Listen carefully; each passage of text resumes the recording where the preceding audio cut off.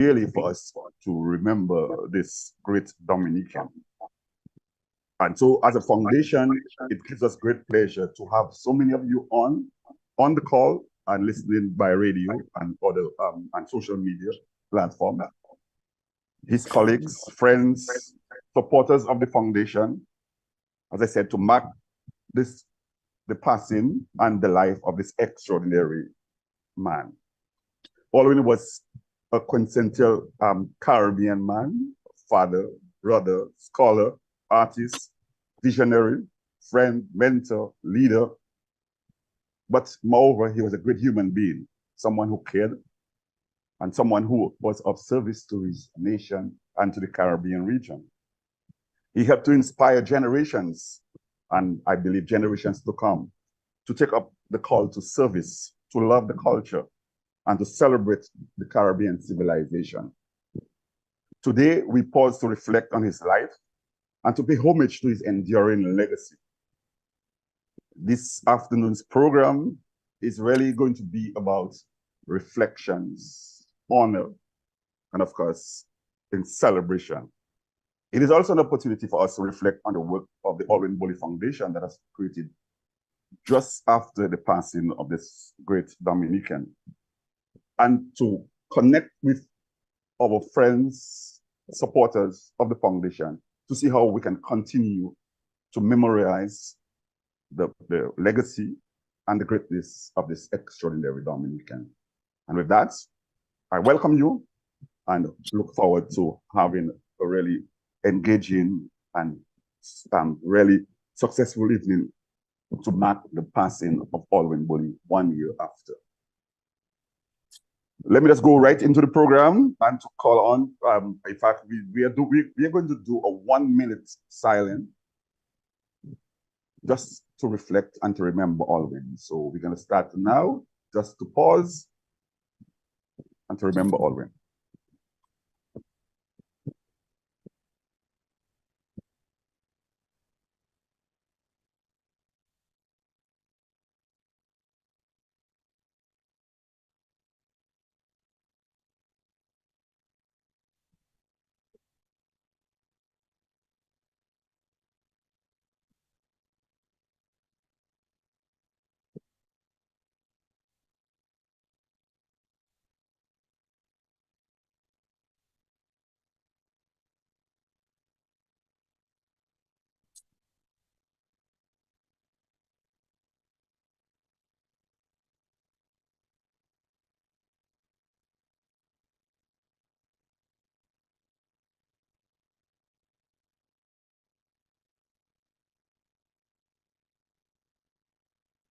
Okay, thank you very much, folks.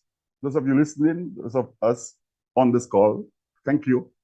And we want to go directly into this evening's program. And to start us off, we want to call on the brother of Alwin and somebody I know who was really close to him in many ways, not just being a brother, but they worked closely together. A dear friend of ours as well. I want to call on Mr. Colin Bully to do some personal reflections of the late Alwin Bully for us this evening. Colin, come on.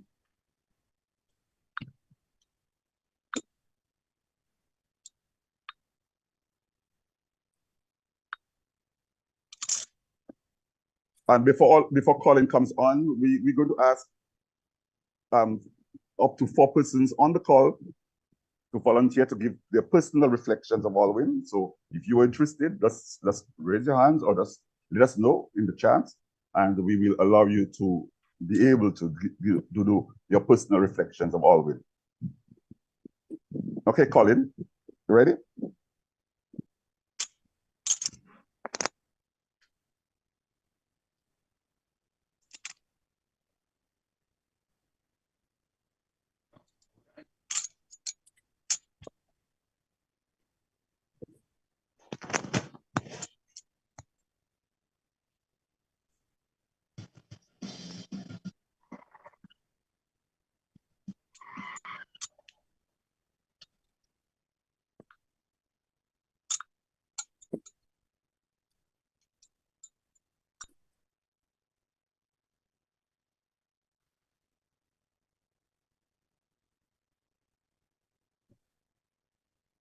Yes, Colin, can you come on? Are you, yeah? Are you having some difficulty? Am I on now? I'm sorry. Yes, you're on now. So you can Thank come you on very now. much.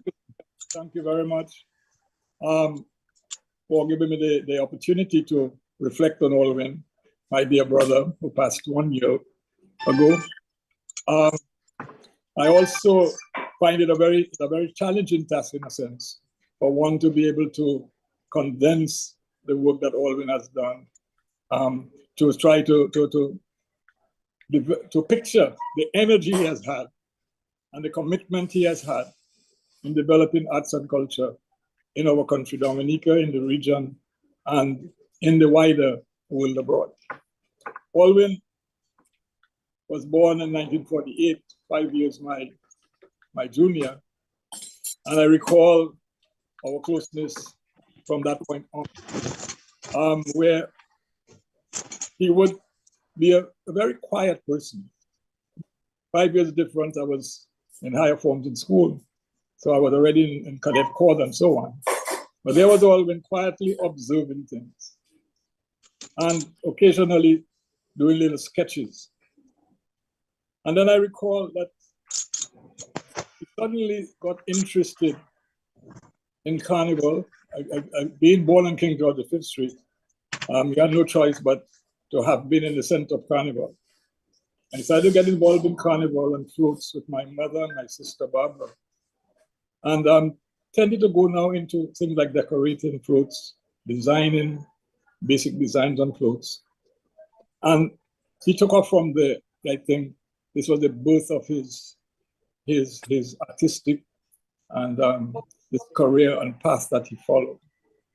He also claims that being residing during summer holidays in Girardel, that he also got a touch of an understanding of our Dominican people. Sorry. Alwin attended the Dominica Grammar School for a short while, having completed his first schooling at the convent preparatory school. And he went to the grammar school for 1 year and was transferred to the SMA, St. Mary's Academy. I think that was a major turning point for Alwin. Because in there was a new curriculum, one could say, for boys training in Dominica with the arrival of the Christian brothers. And Alwin caught fire, I would say, in terms of the new dimensions that were being offered in terms of dance and drama and plays. And he took off from that point, developing very early friendships of persons who, with him, would create the Dominica showplace. He also, in that period, one of his big achievement was when he danced before Her Majesty the Queen Elizabeth on a visit to Dominica. And from there, went with a troupe, including his sister and cousin, his sister Barbara and her cousin Claudette, where they took part in the Commonwealth Games and were on the big stage. Alwin never turned back after that. He continued doing his choreography, doing some small plays, and then he was awarded a scholarship to go to Barbados. And I think that is where the biggest impact was placed on him. He there, and it was written quite interestingly, that Alwin became a leader. He was he was the president of the guild of students, and also formed and performed with the Barbados UE and other theatrical groups. Alwin saw, and then he used his stay in Barbados to develop friendships that we saw mature into a network of persons across the islands who, with Alwin, were developing a new cultural creed and was also looking at the reforming of culture and arts as a major component of our society. Alwin, having begun that movement, it was interesting to see that he was totally involved. He was leading, and he had a very uncanny way of getting people to follow him, including myself. He had me involved in his efforts in Carnival. He had me involved in costume building. He had me involved in working on the streets and the roads as part of his Carnival team. When you plan to rest Saturday morning. He had his friends who solidly were behind him, and he developed this team and brought it to excellence in the numerous, the many plays that he wrote and those that he directed as well. And he was very, very, very comfortable in that world of arts and culture. He saw too the need for reformation, the need for placing culture and arts, finding a home for it, having a physical presence for it, for governments having to include it in their own development strategies. And that was always that he would write and express views, his own views, and also try to influence the thinking of government and society generally at that time. He was the founder, one could say, or he created what is now known as the Culture Division. Fortunately, at the time, the old mill became available, and Alwin took the old mill under his wings and physically developed the site in terms of the lawns and the gardens. That site is, excuse me, is now very well known for. He got a division going. He got programs going in the schools. And he delved into even things like steel band and music playing. And from that point on, Alwin started to develop a broader horizon for his work, more regional approach to his work. I think, if I may be allowed to quote from one of his friends, a tribute by one of his friends.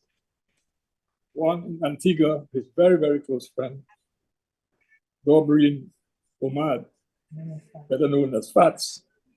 And allow me just to read what Fats had to say about Alwin. Alwin Bowley came to the Hill as a teenage playwright, actor, dancer, artist, and left it 4 years later as an inspirational leader to become the most important generations. For I know of no other as multi-talented as can be. He inspired us to fill the gaps in Caribbean literature, especially Caribbean theater, that were present after the grassroots. Renderings of Errol Hill, the pre-independent generations of playwrights. Not only was the gap filled, but it was filled with style, an approach Alwin labeled Calypso theater, a rendering of theatrical performance that absorbed and integrated the attributes of other creative forms, the dance, the music, the poetry, design, the folk narratives, and the storytelling.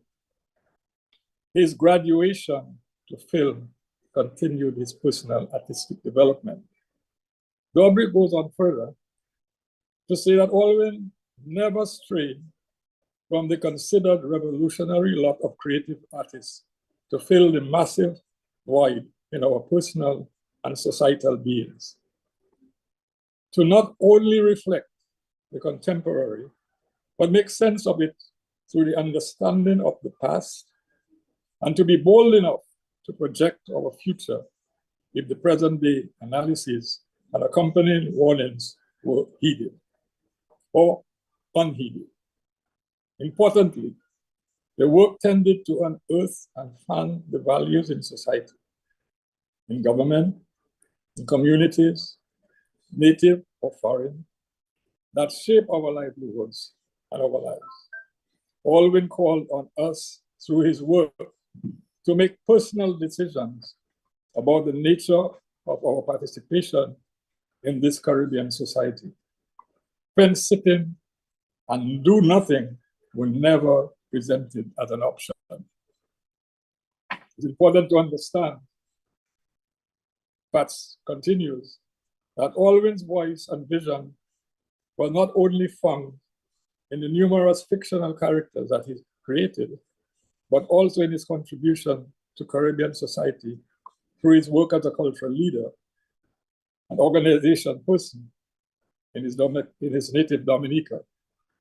And that's who Alwin was, considered to be a Dominican par excellence.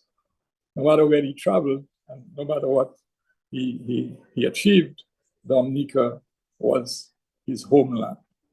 I think his most cherished task and accomplishment was when he designed the Dominica flag, a flag he held so dearly to himself and shared with others. I remember him jokingly telling me of students coming to see him and talking to see who created the flag and who was the designer of the flag. And one kid asked him, "But Mr. Boley, you developed that flag, you designed that flag." And he said, "Yes." And the little boy asked him, "So did you remember, or did you know Christopher Columbus?" Because he thought that flag was there forever. And that was Alwin. That flag will keep his memory before us forever. As a brother, I had my challenges. I have been introduced very often as the brother of Alwin Boley. I have been called Alwin Boley by many people. And I have no problem with that. I am very pleased to be associated in that way. The love we have for each other will continue. And that we will be able to, through the foundation, continue to build bridges, continue to enlighten people, continue to give the message of love and care that all had for his friends and the Dominica public in particular. So, Chairman, I pause at this time and would link in later on if further observations need to be made. I thank you. Thank you very much for those deep reflections, Colin. Yeah, I think as Mr. Dobrino had said, Alwin was clearly one of the leading figures of contemporary Caribbean culture, and his legacy will live on for a long time. I mean, for many of us, Alwin touched our lives, some of us more directly than others. And so what we want to do is to pause briefly to give some personal reflections of the person that we knew, the Alwin Boley that we knew. I am not sure if we have anybody who is ready to go, but I see a couple of people that I would want to call on, if they so desire. So we have a friend on from St. Lucia. His name is Dale Elliott. Dale is a documentary specialist, and he's done some really fantastic work in the region with the work that he's been doing. I know that we met back in the year 2000 and just 15 in Guadeloupe at a workshop, a film workshop. And Alwin was one of the mentors of that workshop, and he and Dale developed a particularly close bond. And Dale has been speaking glowingly about Alwin Boley.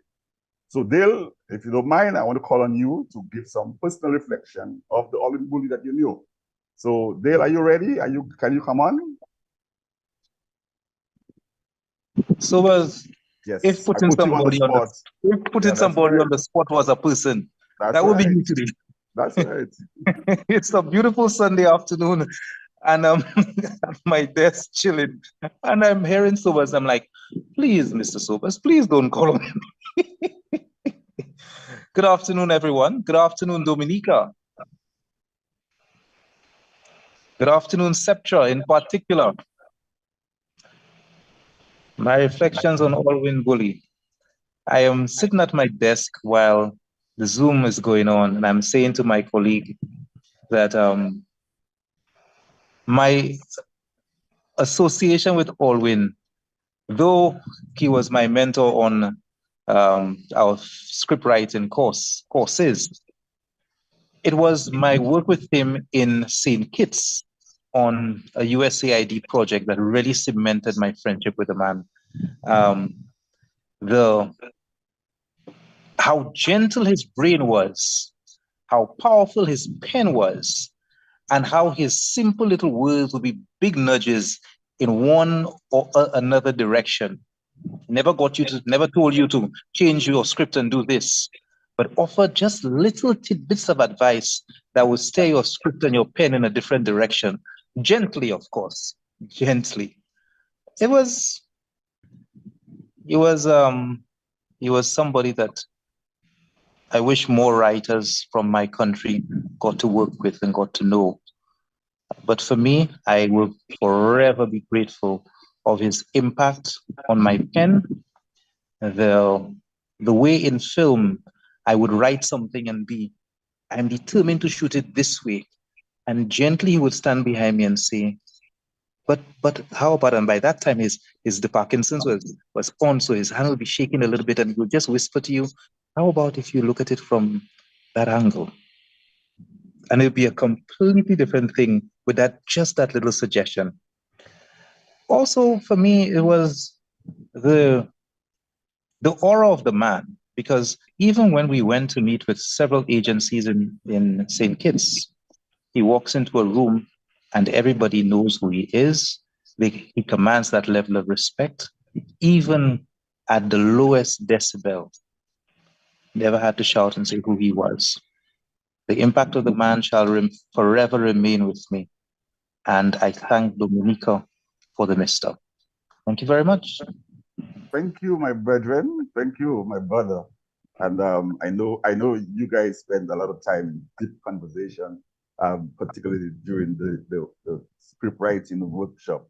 And I know how much you honor this man and how much you cherish those moments. So thank you, Dave, for that and for those reflections. I want to call on, there are a couple of people I see on the call who I want to call. So a couple of people, you get surprises. We have Raymond Lawrence and we have Bob as well, Bob McGuire. I would like to call on the two of you, if you can, if you so desire, to come and to give your personal reflections one by one. So if you can, Bob and Raymond. So yes, here I am. good, wonderful. So like the gentleman who just spoke from St. Lucia, it's a Sunday. I'm sitting at my desk in Maryland, so it's not quite as nice as it is in St. Lucia. But I met Alwin in 1969 when I went to Dominica as a Peace Corps volunteer. And I had not performed in any theater prior to that, but he got me involved, and in the first, I guess, iteration of the People's Action Theater. And it was just a wonderful experience to learn from Alwin. And I think that Alwin, I like that expression that he had a great confidence and a great quiet mind. And he was also extremely welcoming. I kept in touch with Alwin for more than 50 years. And whenever I came to Dominica, he made me feel as if I was coming back home. His quiet welcome was something I cherished very much. And it's one of the reasons why I miss him, because coming back home to Dominica will not be the same for me without Alwin there. But Alwin was a great inspiration for me. He was a great inspiration for all of those early participants of the People's Action Theater when we were performing Speak, Brother, Speak, not just in Dominica, but when we took the play to Guyana for the first Carafesta as well. I really, Alwyn's quiet welcome, his confidence, his assuredness, and how he could make you feel so confident about yourself and what you were doing. This is something that will stay with me for a very long time.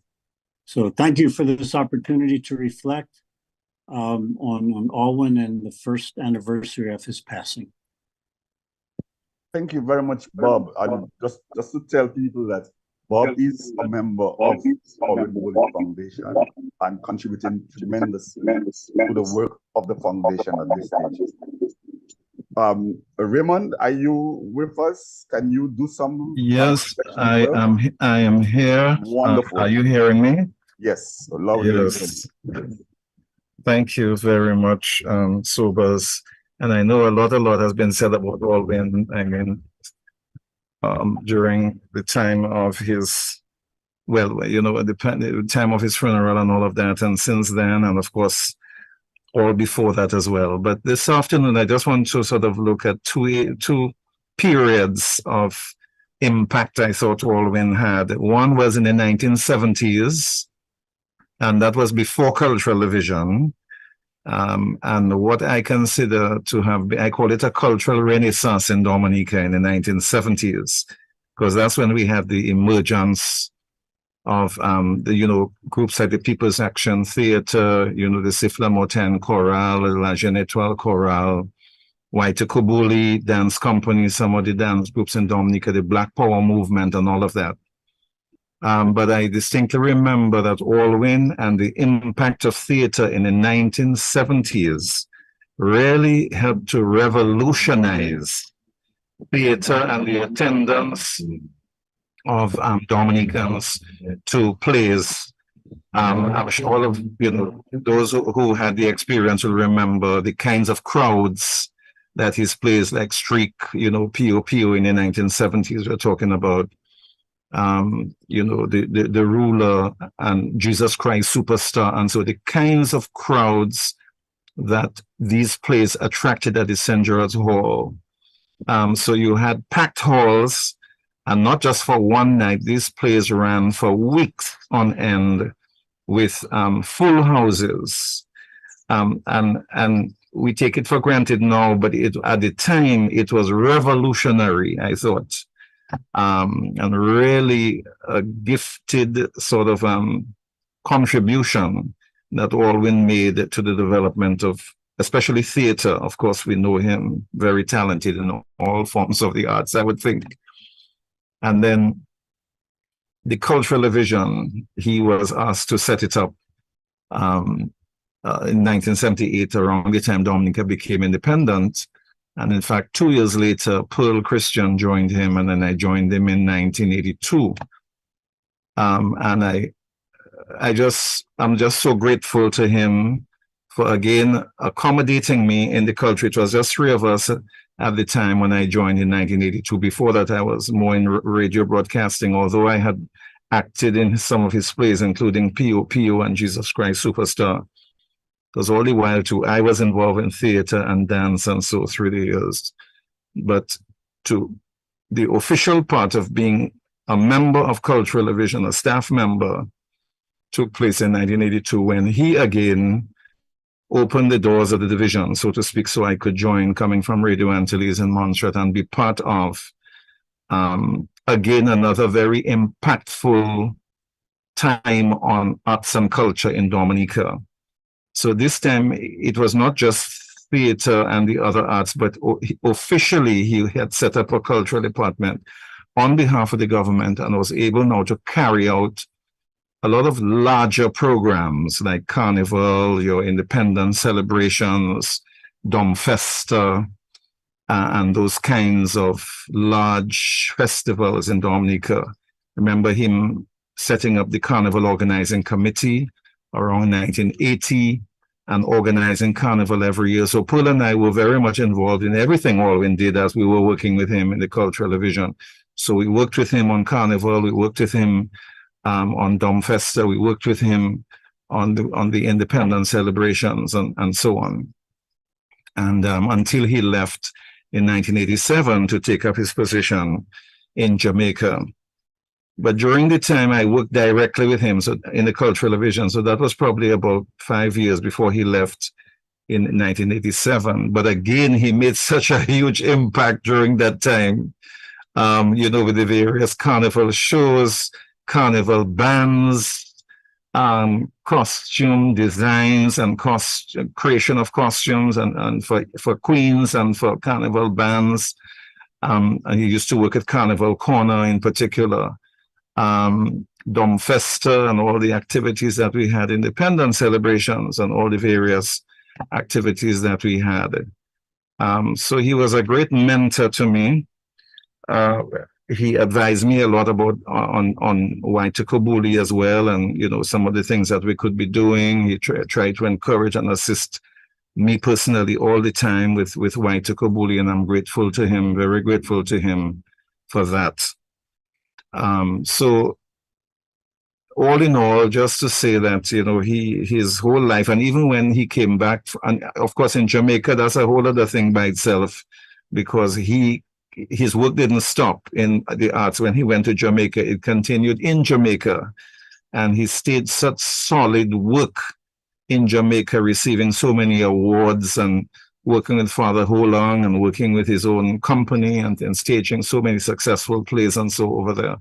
And then when he came back to Dominica, it was almost like he was just wanted to continue what he was doing. So he continued to stage plays and to remount, you know, things like Once on This Island and Folk Nativity and The Ruler and so on. So he got right back into the swing of things again.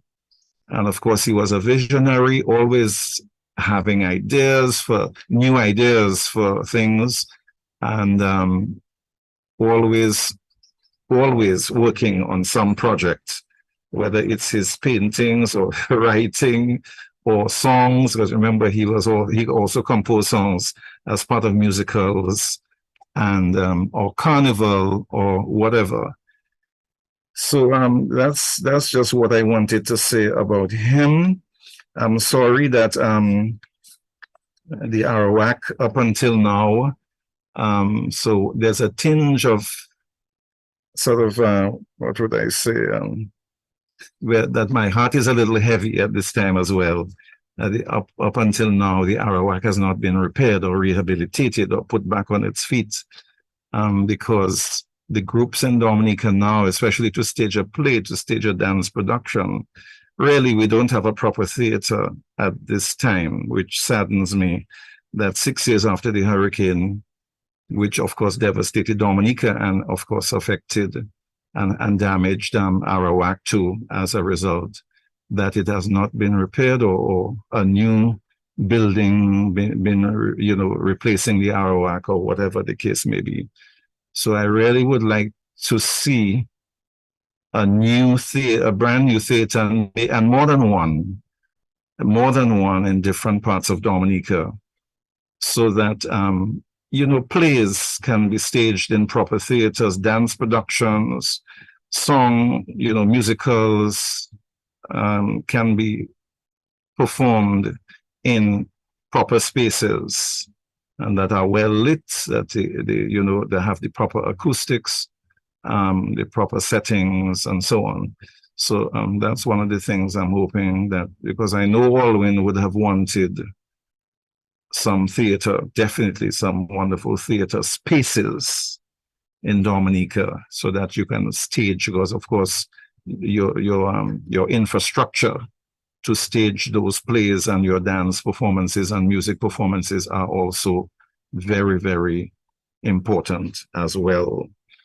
And in addition to that, we also need more training centers for the arts, because again, that's lacking, especially in Roseau and in other parts of Dominica, where just to rehearse, so that's quite apart from staging the play or the dance, just to practice now, You need dance studios, theater studios, music studios, again, which we don't really have.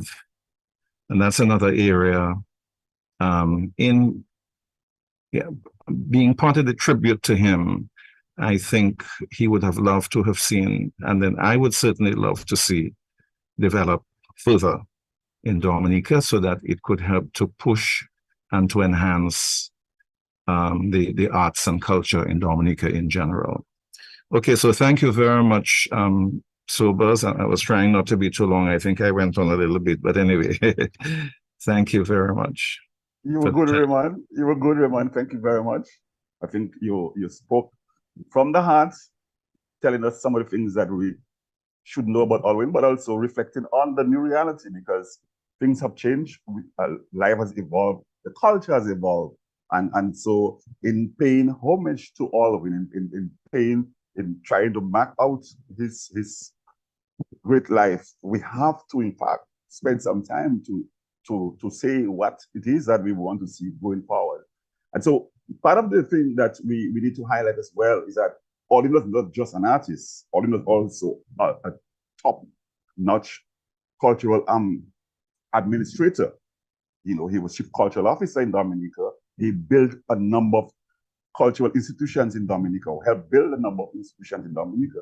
So he was part of his legacy is the institutional development that he was able to usher into Dominica. We're talking about the CASA, the Creative Society of Dominica, CEC, the Committee Poetic Creole, the Department of Culture, Writers Guild, and all of those organizations and institutions that he helped to create and to form. So that is also part of his legacy. But I think the crowning moment, obviously, is his work at UNESCO. Hey, this is no small feat.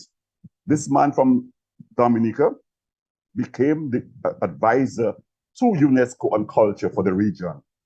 And that spoke volume of the impact of Alwin in the region and in culture globally, because he worked for UNESCO for a couple of decades. And he would have done a lot of work, both from an artistic standpoint, but also from a policy standpoint, a development standpoint. And part of the work that he did at UNESCO was, in fact, to usher in and to really speak to how culture could be not just seen as from its pure intrinsic form, but also how we can develop culture as industry, as part of profession, of career. And I think that's what we have to continue to promote and to ensure that we continue to discuss and to dialogue in our community going forward. So the idea of getting the spaces for rehearsals, for production. So the new emphasis on cultural development is going to be on incubation and how we get to develop spaces for performances, for production, for just rehearsal opportunity for artists are all going to be part of the conversation going forward. So thank you very much, Raymond. Thank you very much, Dale, and thank you very much, Bob, for those reflections. We want to move on to the next phase of the program.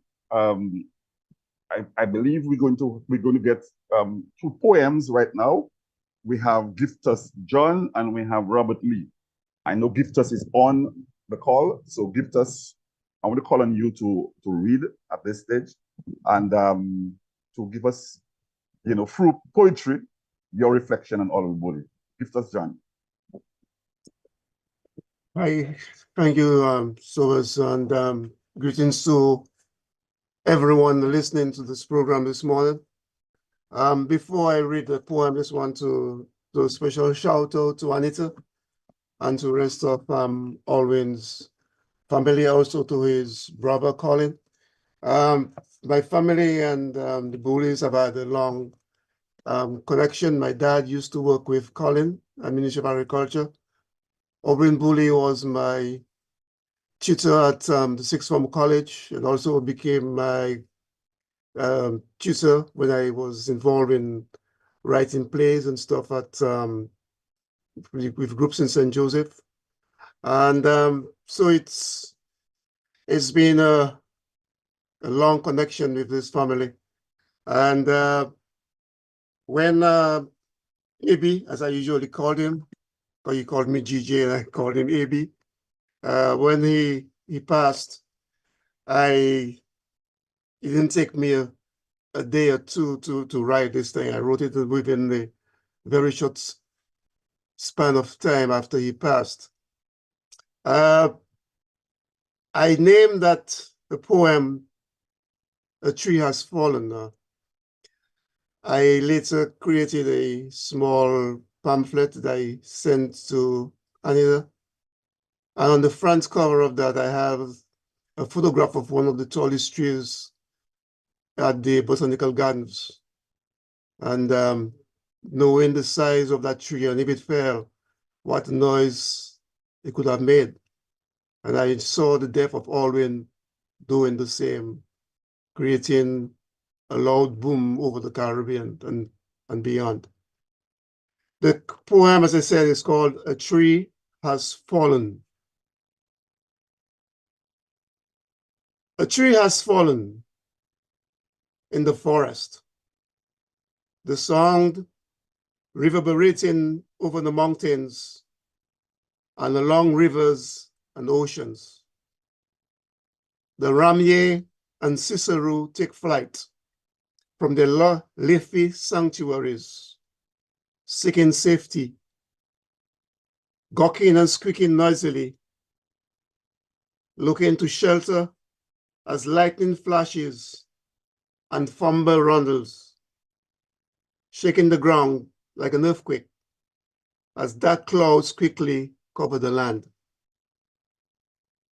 A tree has fallen, and the streams and rivers pause for a moment as a souffle montane whoos a mournful tribute, and other birds join in, creating their own avian symphony.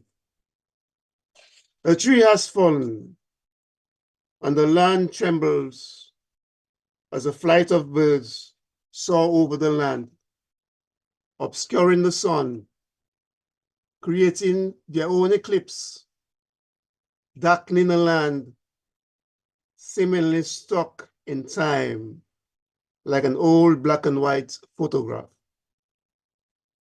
A giant's gommier has fallen victim to the inevitable.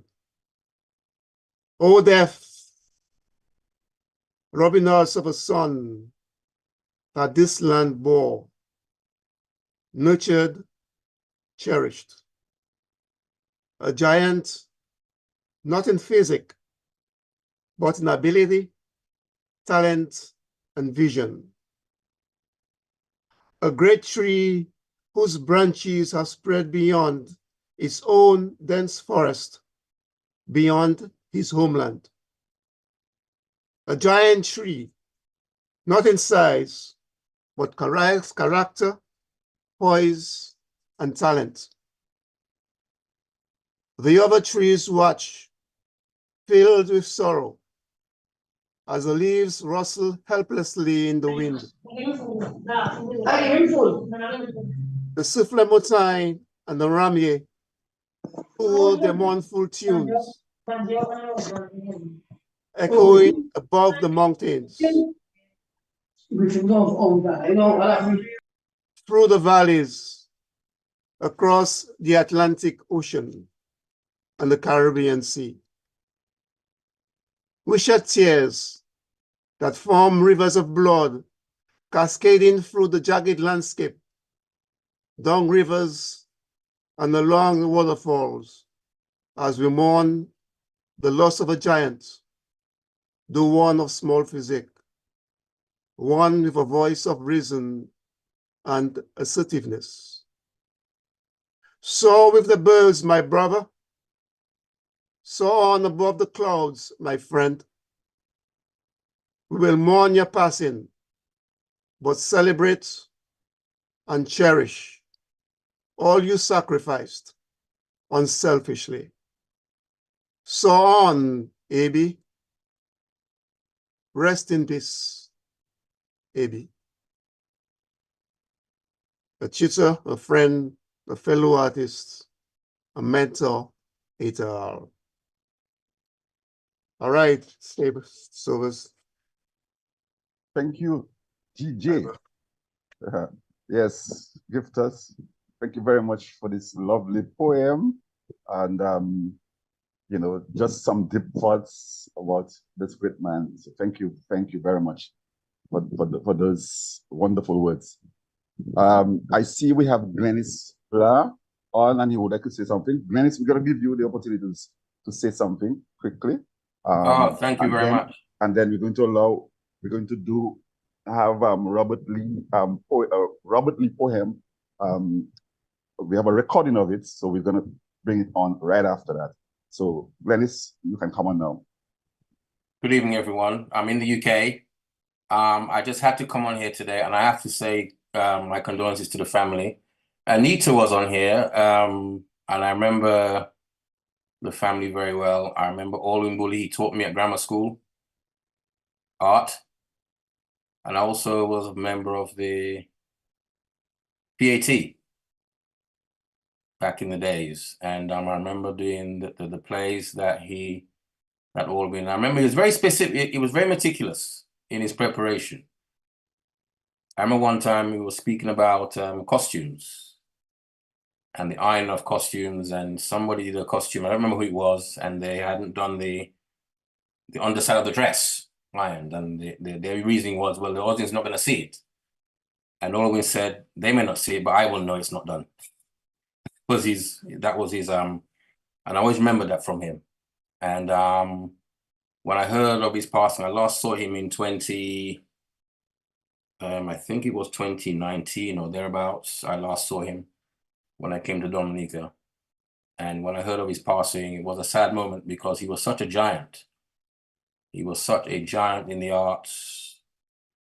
I remember when he set up the COC, because we used to do carnival costumes. I used to build carnival costumes back in the days, and he'd also done a couple of carnival costumes, and we used to do it. I think it was the old lime. It might have been the old lime factory where near Foncolé there, where you got the Dexia, or not somewhere where the Aid Bank is. Somewhere back there, we used to do costumes. Danley Guy and all of us used to do costumes, and Olin was part of that. We used to do costumes there. So my memories of him and of PAT, the theater productions, we used, you know, we used to do the old story time and the other plays that we used to do in those days. He was such a giant even in those days. And I went to grammar school and joined. And I remember so much of the way he spoke about things, and his meticulousness and his preparation for everything was so spot on. So is Anita there? Is Anita there? Oh, she yeah, Anita is on. Yes, oh, Anita okay. is on. She might be off camera. You see, and and I heard Raymond speaking. When I heard Raymond speaking about the theaters, it would be so good just to see those establishments being able to rebuild, to continue some of the work that he stood for in our current generation. There's no question there's talent in Dominica. There's talent of such a level that could represent, you know, a lot of what he stood for, a lot of the things that he did. You see, so my thoughts about him are very, you know, very profound, very profound. And I remember when he taught me art, and we used to go down to the old mill. I remember those days, we go down to the old mill to do art, and he used to sit down and you know, teach me art and so on. And actually, it was because of some of the stuff he taught me doing art, which is why when I did my A levels, I passed my A levels. But a lot of it was down to the work he did with me, you know, the work he'd done. I remember a lot of the things he taught. He taught me, not meant to me. There was a class, but I remember what the things he taught me, and it was so profound. You see, and yeah, it was wonderful. It was wonderful to have known him, to have spent time in his presence with other people and watching how he did things. And some of it I've taken on board. And I always remember one time he was talking about something, And I always remember him saying this one thing. He said, if something is worth doing, then it's worth doing well. Always remember. And even now, I went into youth work myself. I spent 30 years in youth work here in the UK. I'm retired now. In fact, I'm getting ready to come back to live in Dominica. Actually, I'm preparing. I'm due for a visit in April again, because I'm making my way back home. Dominica's home. I'm making my way back. And, you know, I spent a lot of time with youth. And some of the stuff he taught me during that time, I was able to transfer that to the young people I work with over here. You know, and there's a major problem with youth over here and in the arts. So, yeah. So, you know, it was nice to meet him and spend that time with him. Thank you very much for allowing me to say a few words. Thank you, Glennis. Yes, at this time, Mackenzie, we want to take on the poem by Robert Lee out of St. Lucia.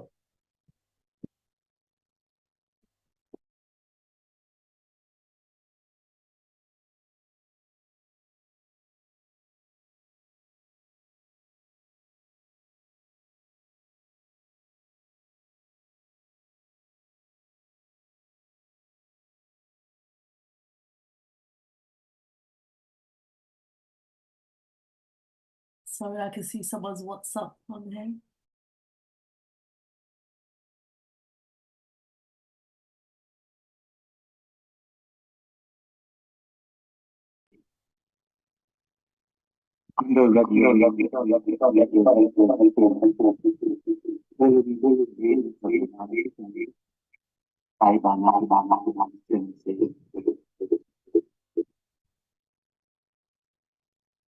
Subal, are you hearing me? No, we are having some difficulty with the connection there. In the audio? Yes, with the audio. Okay, well, continue. Okay, so our next item is, I hope you have no further technical problems. The next item is excerpts from the Night Box, which was recently shown for the last in a long time. I want to call on Gloria again to come on to do an introduction. So I'll just move to the Okay. So let me just move on to the next item. I want to call on Mrs. Anita Bully. Anita is going to give us a little bit of a description of the work of the Alwin Bully Foundation. So the foundation was established last year, has done some work, and we intend to do some more work in the coming period.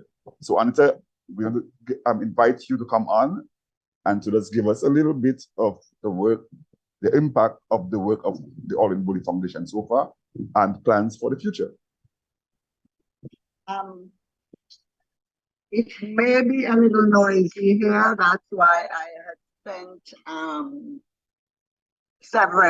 what I was going to do, but I'll try and do it. I hope the noise in the background won't be too bad. As you know, the Alwin Bully Foundation was established and registered soon after his passing, with its main mission being to mobilize and fuel the arts as an engine of growth and development for Dominica and the rest of the Caribbean. Since then, the foundation has mounted or supported a number of activities, including the mounting of one of his popular plays, as was mentioned, The Night Box, by La Coup des Arts de la Dominique and directed by Curtis Clarendon. Soon after that, we had a special presentation done by the Christian Union Primary School on commemoration of Flag Day for 2023. This was followed by the dedication of the Fort Young Art Gallery to Alwin. The gallery opened with an exhibition of Alwin's paintings and sculptures. And for this, I must say a special thank you to the board of directors of the Fort Young Hotel, and to Carla Amo and Aaron Hamilton, who curated the exhibition. For those of you online who have not seen the exhibition yet, it is still open and can be viewed at the gallery. It's a new gallery which was opened, and it's located beyond the gift shop. This was followed by the Artists in Residence program, which was held in Dominica from November 7th to 16th. This program, organized by Cas Creole Productions Limited in collaboration with the Alwin Bully Foundation, was done with funding from the Creative Caribbean. I don't know what happened. Okay. I don't know if the video is not working. So that's what happened there. Go ahead, Anita. Let's continue. Continue. Okay. You're doing well. And this program was funded by, came with funding from Creative Caribbean, managed by UNESCO Caribbean, UNESCO CARICOM, and the University of the West Indies. The residency program was aimed primarily at emphasizing ways to preserve Dominica's rich and vibrant traditional masquerade forms, including the sense and movie, Suswell Sui, and other forms, and exploring ways at enhancing the techniques and methods for building a sustainable traditional carnival industry. We were lucky the workshop was facilitated by a team of leading exponents of the traditional masquerade forms from Trinidad and Tobago, Martinique, and New Orleans, along with local experts in mask and costume building. The facilitators did a series of important interventions, focusing on the transfer of knowledge and skills in mask making, costume building,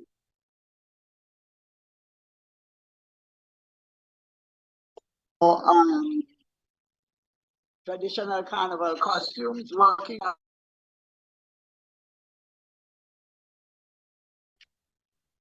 to form an authentic masquerade form.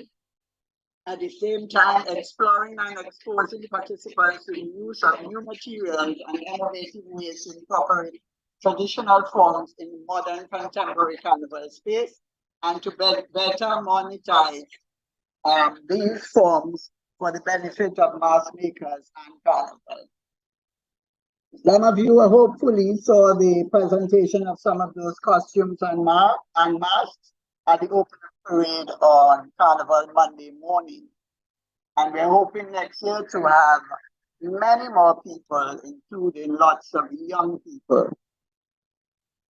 Then we had the special film night at Alliance Française de la Dominique, where films either directed by Alwin or written and directed by him were screened to a full house at Alliance Française, and later to students at the Emerald Movie Theatre in Roseau. Also started conversations with key government officials and artists and the artist community, read the way forward for arts in Dominica, as well as Alwin's plans for the botanical garden. It is good to see that Alwin's name and works are being kept alive by various individuals he worked with in different capacities. And there are a number of special projects in the pipeline, which I thought I should mention, especially for Dominicans in the diaspora. A special stage reading of Alwin's Caribbean adaptation of Macbeth, which is called Macbeth, is being and has only been performed in Jamaica, is being mounted at the Brooklyn Academy of Music.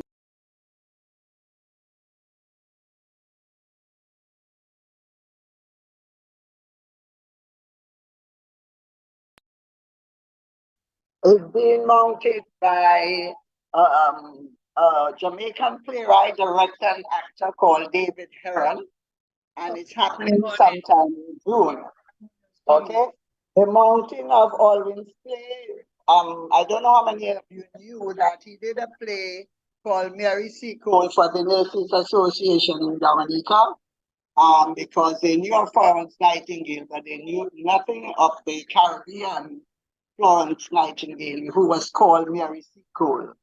And that should be, is being recommended to the Huey Mona Drama Club to do this year.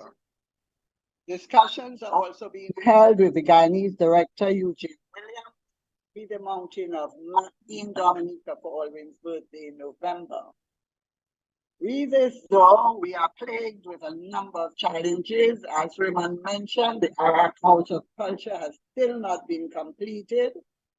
So we still do not have a proper theater to mount the production.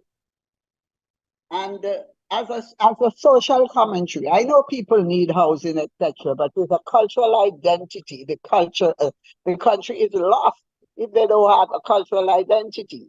We need to instill pride in what makes us who we are, pride in our unique culture. Right now, our young people know more about foreign actors, foreign singers, foreign celebrities, and foreign cultures than their own culture. They don't even know our Calypsonians, actors, singers, musicians, writers, poets, artists, and cultural elders. Something urgently done up to address that. And getting back to the task at hand, this aside, one of the aims of the Alwin Bully Foundation includes the mobilization and provision of scholarships to young persons in the arts. We hope we can work with the government of Dominica in getting at least one scholarship in the arts annually. To this end, we are soliciting Dominicans and the Dominica private sector to assist us by donating towards this objective. Donations can be made directly to the Alwin Bully Foundation's account at the National Bank of Dominica. And Brina will be posting the information online as to how you can go about doing that. Thank you very much. Thank you, Anita. Enjoy the land of moon and water. And, yes, I assure you are enjoying it. Phone to listen to the rest of the meeting. I'm running to see one of Shadi's choreographed pieces, which is being done in another 45 minutes at the University of the West Indies Theatre. So see you all, and I'll be listening online. Okay, thank you. Have fun, and congratulations to Shadi on that as well. So thank you. I'll convey that. Great, wonderful. So here we have it. Mrs. Anita Bully giving us a synopsis of some of the things that have been done by the foundation thus far, and plans for some new stuff coming in the coming period. So really quite a number of things have happened, but of course we need your support to continue the work. The work is really about honoring Alwin, but it's also about building on the work that he has started, and we're hoping that we can, through the arts, help to transform our beautiful nature island and of course our Caribbean region. So Mackenzie, can we take the excerpt from the night box, or we want to continue with the rest of the program? It's queued up, ready to go. Okay, so we will taking the excerpt from the night box, but with introduction by Miss Augustus. Gloria, can you just give us a little introduction, please? Okay, good evening again. One of the plays that Alwin Bully wrote is The Night Box, and it's a murder mystery, and it was written in the 70s. And in the program for the play in the 70s, Alwin wrote, "In The Night Box, I have attempted to do two things: to write and present a good, entertaining murder mystery, a genre I've always enjoyed, and secondly, to trigger some thoughts on some of the social ills that plague our communities. Example, problems in health services and drug abuse in particular." So the clips that you're going to see would be from The Night Box, one of its many stagings. In fact, the last staging of The Night Box was in August of 2023 and September 2023, when it was done by La Coup des Arts de la Dominique in collaboration with the Alwin Bully Foundation, who helped to put on that play. And Nightbox has been played in Dominica and several other countries, and the number of plays has been, the times it has been staged is over 30-something times. So the clips that you're going to see would be speaking about some of the social ills that plague the communities, particularly at that time. It focused on problems in the health sector to do with the nurses. We did not want to put anything out on the murder mystery itself because we intend to continue to do that play, and we'll be giving away, what we don't want to give away because it's a murder mystery. So you will see some clips from when it was done in August of 2023, and it highlights some of the issues that were brought forth in 1977 thereabouts. 1970. All this hospital business seems to be keeping her occupied. She went to the demonstration at the ministry this afternoon? Yes. Not you that tell her she must go now. But I didn't think that she'd actually go. Well, June passed for, they went together. A little pressure can do wonders, you know. I told them that the minister would have to agree to see them. The minister will have nothing to do. They lucky he agreed. How many of them he meeting with? 5. Several wanted to go with them, but the government is still refusing to recognize him as the General Secretary of the CSC. So more trouble. Along with the fact that those nurses are having to be meeting outside government headquarters without permission. Be there, boy. I just hope they don't get into more trouble with those police. It's not all you CSA that send them now. So CSA should protect them. I just saw me downstairs. They must be back. June be back. Everybody gets benefit of the dog, not you? I'm a nurse. Oh yeah, the great humanitarians. Always helping, always making excuses for people, always cleaning up their shit and wiping up their vomit. And our reward is in our own satisfaction, knowing that we have helped somebody who cannot help themselves. You don't know them. You don't even want to know or to understand. Can you imagine how a district nurse feels out there all on her own, with no medicines, no transport, sometimes not even a proper place to live, out in a strange country part, and having to attend to sometimes over 1,000 villages, over a 20-mile area? You ever thought about that? You ever see people dying in your arms because an ambulance cannot get there fast enough to take them to town? You ever see babies swell up and fade away before your eyes because they cannot get the right foods to eat, and you yourself cannot do a thing to help? It takes a certain kind of guts, a special kind of hardness, and that is what you find in those creatures they call Tinoshie. June, I didn't And that is why, right now, it is the Tinoshie that is standing up for the rights of all Northerners, the labor rights, and the freedom rights, and all those in between, who are too afraid to decide which side they're on, or too confused to make a decision. Maybe some of us don't even want to be on any side anymore. We're tired! Tired!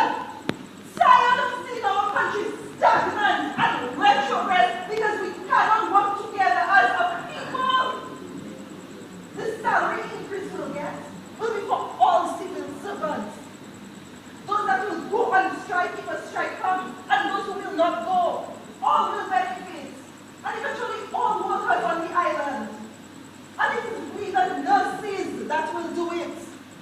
Because we're accustomed to fighting with pain and suffering without giving up.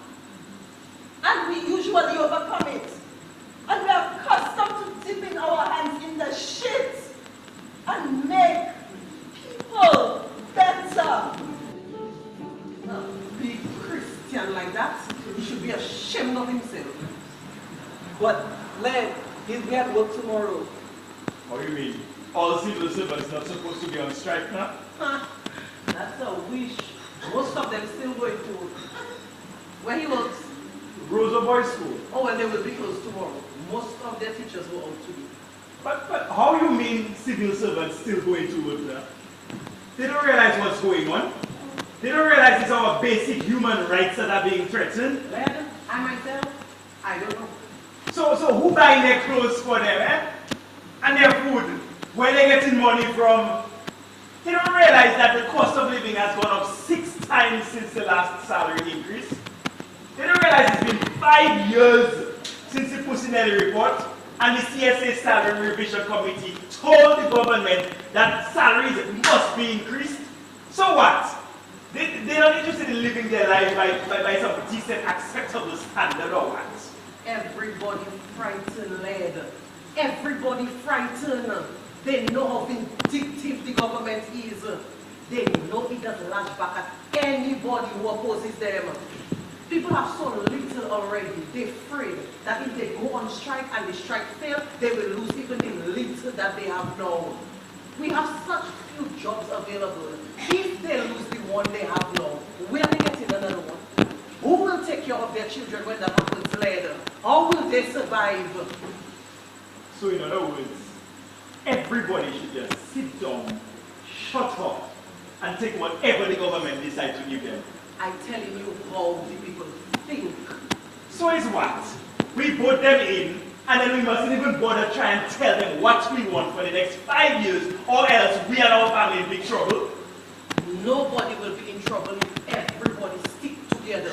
And that's why everybody should go on strike. If half goes and half stays, then they can victimize. But if everybody goes, they cannot fire everybody, especially for standing up for their basic rights. And you know, if those ministers were civil servants, they wouldn't take that treatment from anybody, you know.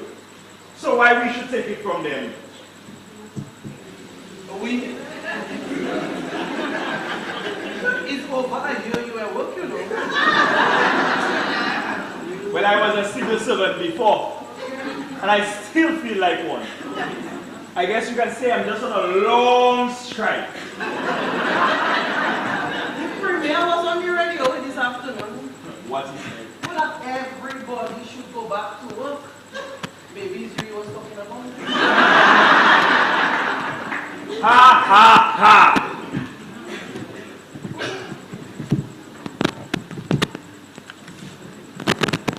What's the situation at the hospital now? Well, since the meeting yesterday, we have a skeleton staff up there. Plus, we have some scouts and some Red Cross and a few of the nurses who never went on strike. Naturally. And DBS still quiet about the whole affair? As quiet as a church mouse. Led, I'm so upset about this whole business. I hate it, you see? I hate it so much. And now June not even there for us to support each other. I miss her so much, Lena. I miss her so much. Me too, me too. Just don't start saying that it's your fault that you brought her here and all that. Nobody knew what was going to happen. But Len, it was my fault. You guys say just don't start. Well, then it starts already, you know. And I just don't know how to wait to bed. June's death just made me feel like as if this strike and everything just backfired in my face. Stop your foolishness. June didn't die because of the hospital situation. She died because somebody poisoned her. She would have died anyway. I know, but had there been more nurses around? Nonsense! Besides, Len, there's the baby. What baby? A little baby got over at the hospital, sick, dying. First of all, they didn't have any oxygen to give him. But somehow he survived. But he's so sick, man, he could die at any time. He should be sent to Jamaica like, no. You told them so? Me and the CMO had a big clash about it the other day. So what he said? He said, I don't know what you're talking about, and the baby's okay. He asked me, oh, if it's he that run in the hospital or me. But Stacey, he should know if the baby is really sick. But he doesn't live. He doesn't understand what's going on in the place. All he can talk about is how many conferences he's been to and which countries he has gone to. Meanwhile, what he's supposed to be doing, it's not getting done. You're not serious. So why you don't just change him? Politics. Politics. That is all that is holding this country back. This pissy, petty, party politics. But one day it must end. But what about the baby? Well, I do what I can on my own, and I'm hoping that... Led, come and check that quick. What happened? It's Claude. He just reached out. He's going to start spying on us just now. How you know that? I see him. He take out the binoculars already. He was going for tissue paper to shine it. I do. He's coming to the window. Quick, move on the window.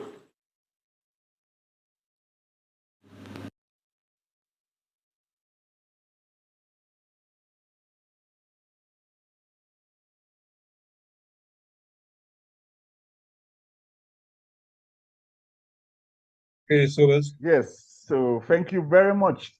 Let me just say a big thank you to Gloria Augustus, to Curtis Clarendon, and to Lakudezat for the tremendous work on the night box. And we're hoping that you can do it again, and of course, do another of Alwin's plays, in the near future. So thank you very much, Lakudezat, for this episode of the night box. And on the 1-year anniversary of the passing of the writer of the night box, Mr. Alwin Bully. So we just want to move along. We have a couple more items before we end this evening's proceedings. We're going to do a launch of the Alwin Bully Foundation Facebook page. Mackenzie, you're going to help us with that. You and Sabrina Bully and Mackenzie. So let me just invite you to come on and to do the launch of the Facebook page. Basically, the Facebook page will be the platform or one of the platforms for promoting the work of the foundation. So with this, let me just ask Sabrina to come on to introduce and then to launch the Facebook page. Sabrina?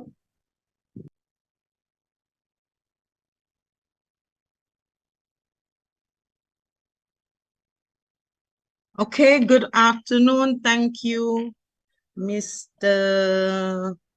Sobazescu. Good afternoon, everybody. To all the participants and listeners of this virtual memorial, my name is Sabrina Bully. I am the niece of Alwin Bully and a member of the Alwin Bully Foundation.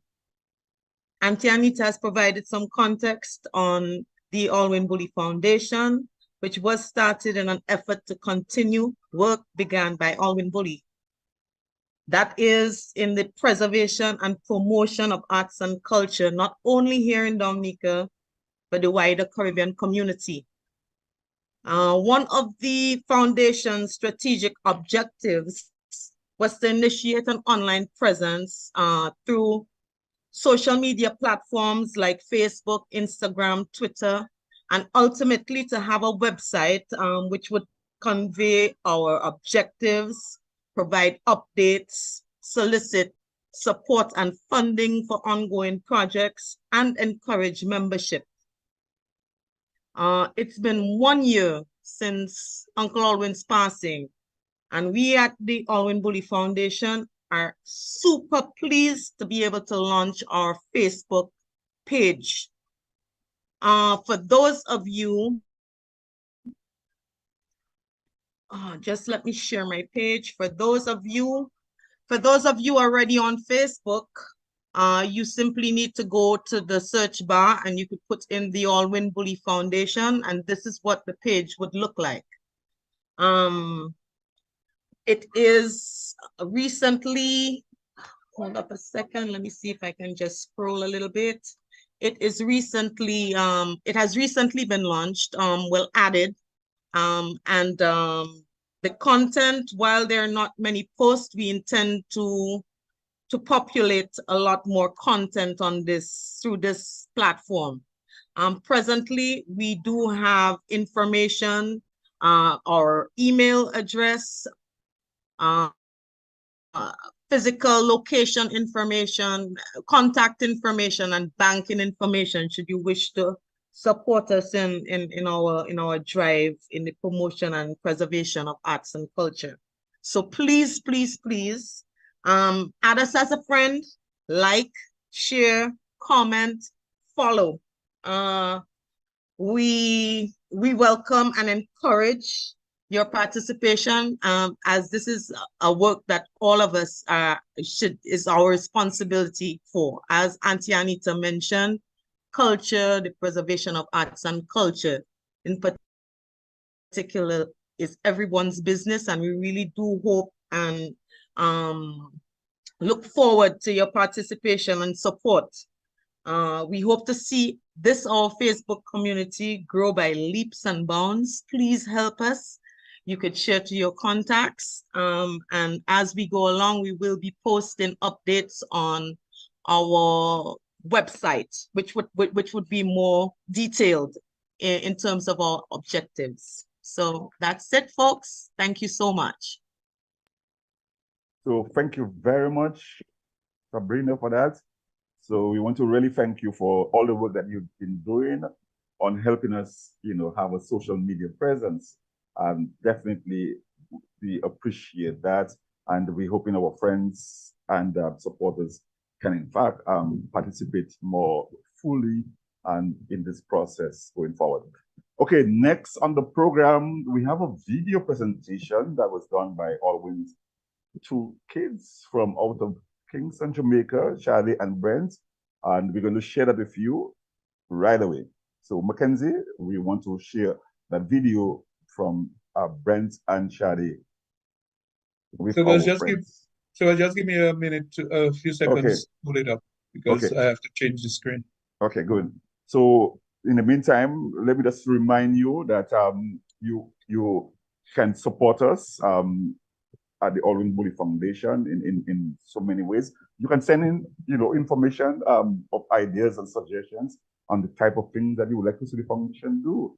You can contact any member of the foundation, or as you just saw, you can go on our Facebook page and place information there and let us know what you feel about the work of the foundation, its relevance, and the kinds of things that we should be doing or we could be doing to promote the work of Alwin Bully, but also more largely how we can support the growth and development of art and culture in Dominica, because that is very important in these times, because we recognize the value of art and culture in a modern day society. It is critical that we as a society focus on the development of art, invest in it, and really support the work of artists and art entrepreneurs in our country. Okay. Good. Good. Hello, everyone. My name is Brent Bully, son of the late Alwin Bully. And as long as I can remember, Dad has always been putting me and my siblings or introducing us to the arts. Even when we were just kids, we'd always do like little competitions with Dad where he'd have us draw or paint and kind of compete with each other. So that kind of brought us into a drive for winning and learning to get better, I should say. And it stuck with us, all of us, my brother, my sister, myself, as we got older. I fell in love with art and drawing, specifically more on the graphic side, but it all stemmed from my dad teaching us and showing us and watching him throughout the years do galleries, anywhere from sculpting to painting, and of course that grew into theater, writing, and musicals also, and that kind of transformed into even what I do now. I'm a video producer. I create commercials and radio commercials for advertising agency here in South Florida, and a lot of that talent came from my dad and his writing and his creative nature. My sister came up in dance also, and she's followed that arts side, and it stuck with all of us. And I'm very fortunate to have a father that brought us into the arts like that, and I feel blessed that it was still able to stick with me and create a career out of what I do now, and I'll always cherish that. my dad. You know, I think we all do. You know, so Dad, once again, thank you for everything you've done for us as kids and the rest of the Caribbean, especially Dominica. We all cherish him and will never forget him, and his memory will live on forever. You know, so thank you.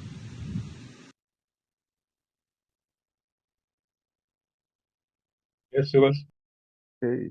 So thank you, Brent. Thank you for that, and for being part of this evening's presentation. We welcome that, and yes, to let us know a little bit about how your dad and our good friend was able to influence you guys in your work, in your careers, and we hope you can continue to promote his work, but also to help us in his celebration of his life and to build on his legacy.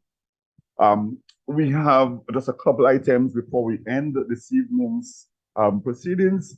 We want to call on Mr. Anster Libla just to tell us a little bit about how we can contribute to the foundation through donations and any kind of material support. Anster?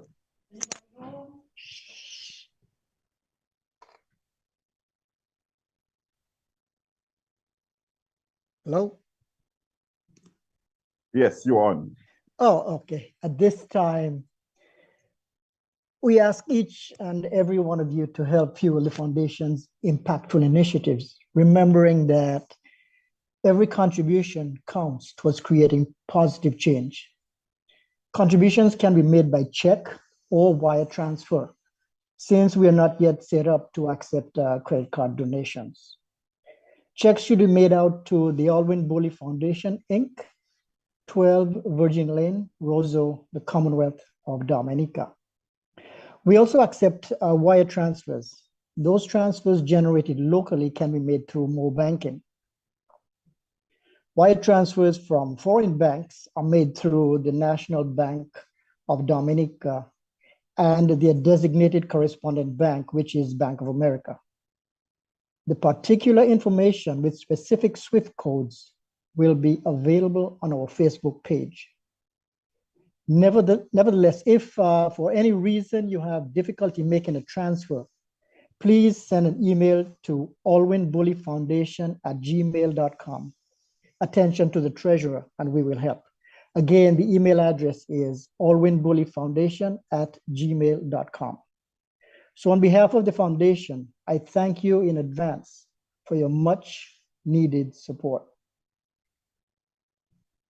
Thank you. Thank you, Mr. Treasurer. Thank you for that.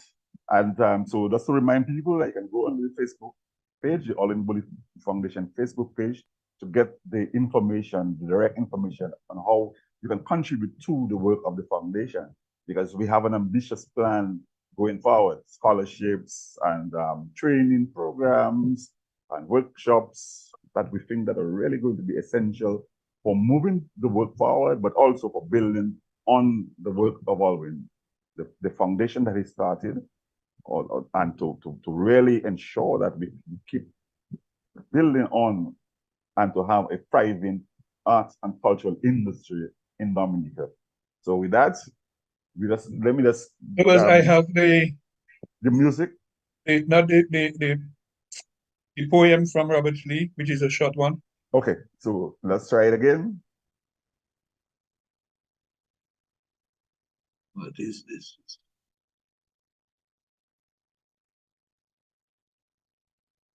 Masquerader Fallen for Alwin Bully, 1948 to 2023. Among avocado blossoms, gospeling yellow breasts, he died, companion of my youth, star of stages, late night laughter, irrepressible visions. Around golden brown mango blossoms, white butterflies sign algorithms of infinity.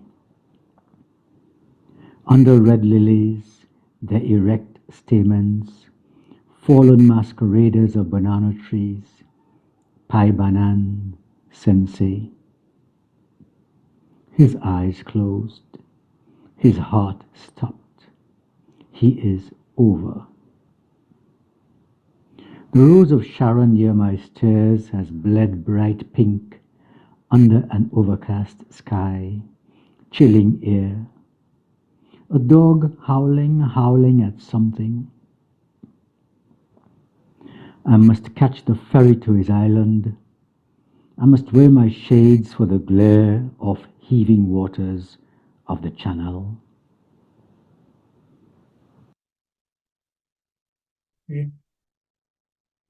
Good.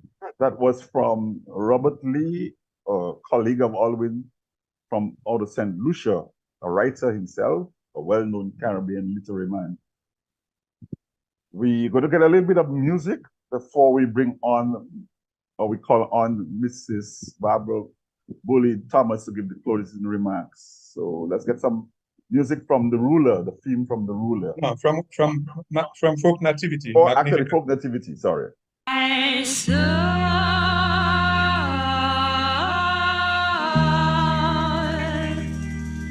magnifies the Lord.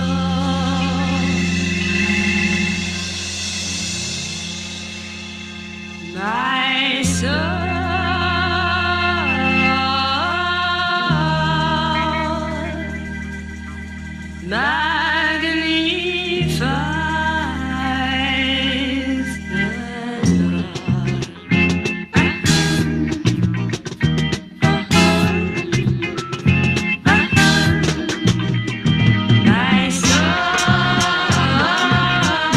magnifies the Lord. My soul magnifies the Lord. My soul magnifies the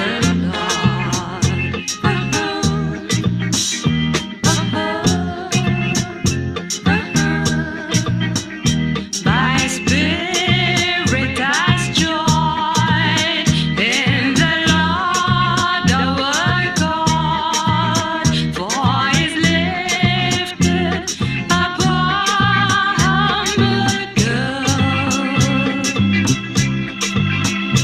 and from this day my name shall be blessed by the nations all over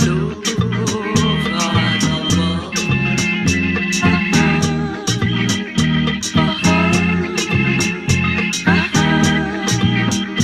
He's done mighty things, and holy is His name, and His mercies on all those who fear.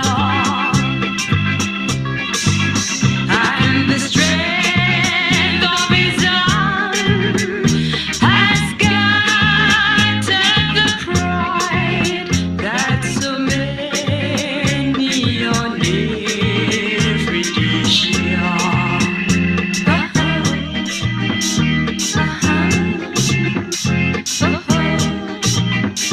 is put on the strong, and Papa God has lifted the weak, and the rich, He said empty away.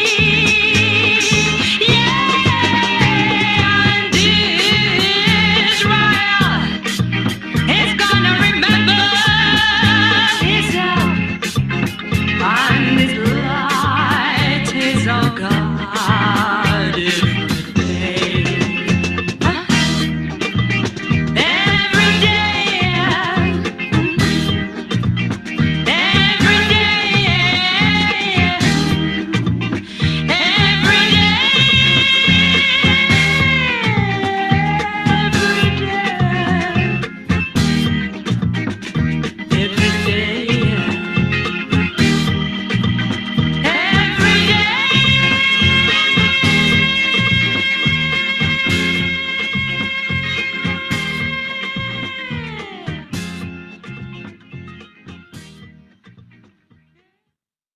Yes.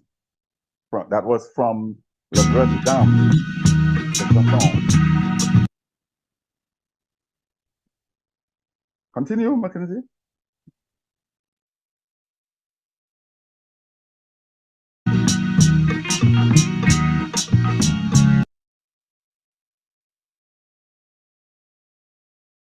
No, I think we are running out of time, so I don't think we have another. Okay, so we just want to thank the grand dame that just saw the tears, Madame Ophelia, for this wonderful song from, of course, Folk Nativity that was written and directed by Alwin Bully back in the days. So that is a really nice way to come this evening's events.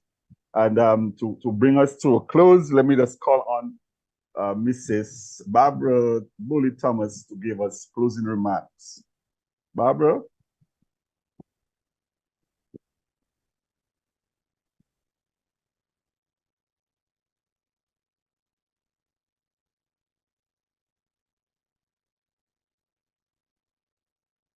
Yes, Barbara. So can you come on? Are you hearing us? She needs to unmute. Hello. Yes, Good evening. we're hearing you. Yes, we're hearing you. Good evening, one and all.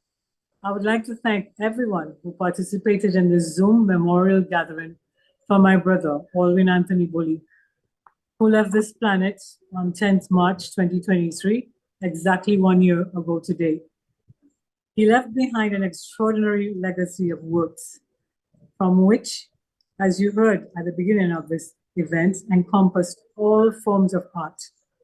His legacy is rich indeed, and we, the members of the Alwin Bully Foundation, intend to keep it alive. But in order to do that, we need your help. And we thank you for joining our Zoom memorial this evening. But we look forward to your continued participation in our foundation activities. For instance, that you could become members of the foundation, and you could also share your own talents, help with donations, attendance of plays, and various events which we hope to present, as was stated before. As you know, Alwin was a very special individual, and it is fitting that we continue to honor his works, which were labor of love, and which we now have the privilege of protecting and sustaining and passing on. So we thank you for your support and interest in keeping Alwin Bully alive. And thanks for his monumental contributions to the arts in our beloved country of Dominica. But there are many people whom I'd like to thank who helped him on his journey. Of course, Anita, for sure. Anissa, Severin, Noreen, Sobers, Pearl, Jeff, Urban, Raymond, Ingrid, Bob, Mikey, Gilda Nassif with his art, and several others. All of you would know who I mean. And without all of you, it would have been harder for him. I'm not saying he wouldn't have achieved, of course he would have, because he was determined and talented. But I thank you all for all the help that you gave to him.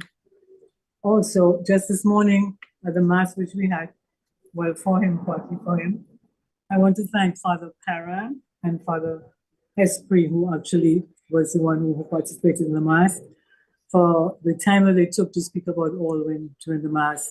And the way they honored us, they had Doria, Pauline, and myself, who were the three representing the foundation, go up to the front of the church, and the entire congregation gave us a blessing on behalf of the Alwin Bully Foundation. It was very touching, and I truly, truly appreciated that. So if they're listening, I'd like to let them know that I would like to thank them. So again, thank you very much for having participated today. As you know, Alwin was special. And if what they say is true, that those who fulfilled all the God-given talents become stars, then Alwin most definitely is a celestial star. Bless him, may he rest in peace. And now, closing prayer. May the strength of God sustain us. May the power of God preserve us. May the hands of God protect us. May the way of God direct us. May the love of God go with us.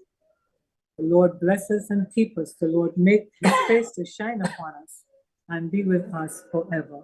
Amen. Thank you so very much. Thank you very much, Barbara, for that, for those closing remarks. and prayer. And we want to thank all those who contributed to this Well evening's done. memorial, all the speakers who give reflections, and those of you who in one way or the other helped to make this evening's activity possible.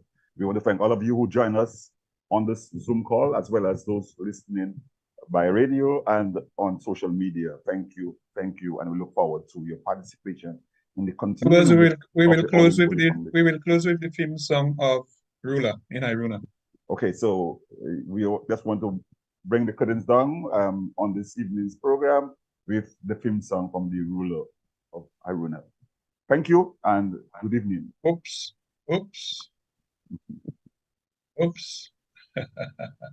The ruler strike on us. Okay, well, so thank you and good evening. See you soon. Okay.